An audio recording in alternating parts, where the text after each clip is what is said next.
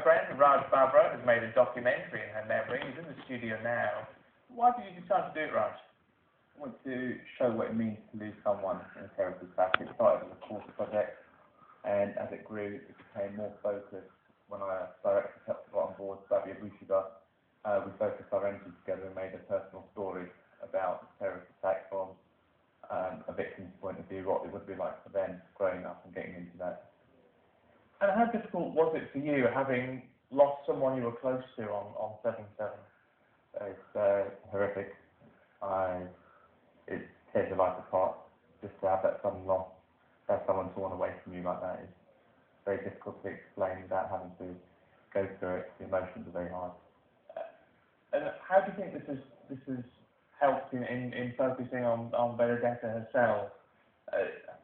Does it give you more focus about who she was as a person and what she meant to you?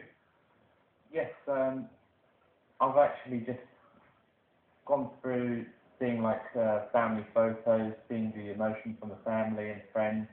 It's just really beautiful to see that kind of thing, and it's just been a very big experience to have to do this. What have her family made of this project of yours? Well, they've been participating in it. They've been very positive, and I believe that they're going to be very proud of what's come out of this. What are you hoping to achieve from the finished film itself?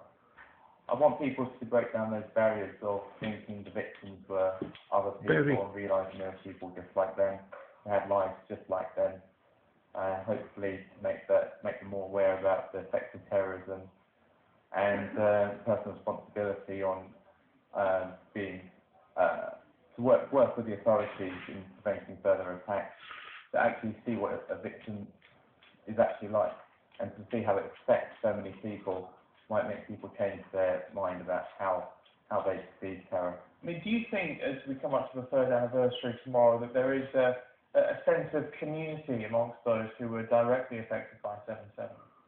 I feel the community is moving further apart. People find their own way of coping with things, and I feel sometimes that can be a very good thing, but at times it can be a bad thing because they might feel like they're alone and they don't have a support network. So I'm hoping this will start to bring people back together by the appreciation of that loss, and also people have been inspired by this documentary already, creating a charity as well to support the people from 7/7 who aren't getting any more support, and people within the community are already volunteering to assist in that charity. As far as people getting the support they need and still having to come to terms with the loved ones that they lost 3 years on, do you think tomorrow is going to be an important day? It will be. It's a day of remembrance and mourning. It puts people back into that space where they're reliving what happened 3 years ago, and it does take your mind away from your everyday task for a long time. Coming up to 7th of July is a very difficult time for many, many people in that community. Obviously, everyone who sees your film is going to see it from a different perspective, whether they were just someone who observed the events on the day or were perhaps involved in some way. I guess everyone's going to take something different from it. When you sit down and watch the programme through, how do you feel seeing Benedetta with a voice again? It kind of brings her character out a bit. You see just more photographs than video. There is video in there of her. Wish we could get some more in the time we had. But it starts to give the victims a bit of a voice, because you start to realise that she was a person, and you can see beyond a photograph in a newspaper and a bit about their story.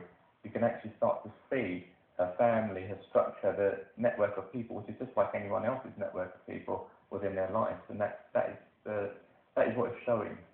It's what it's showing, that people will take away from that story actually what is actually being shown to them.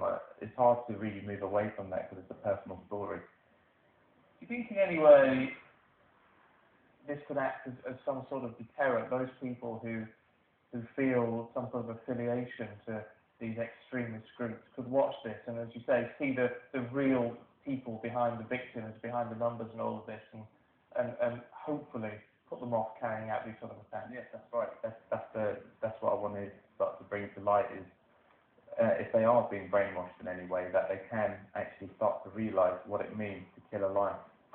They might start seeing it as numbers rather than people. And if you break down those barriers, as I said, awareness on terrorism, they might actually start to break away from that idea that this is a good thing, especially all the broken hearts that are left behind. Raj Babbra, good to talk to you. Thank you. Thank you very much. Well, this is Sky News. On the website for you tonight, sky.com/news. 20 years on, victims of the world's worst offshore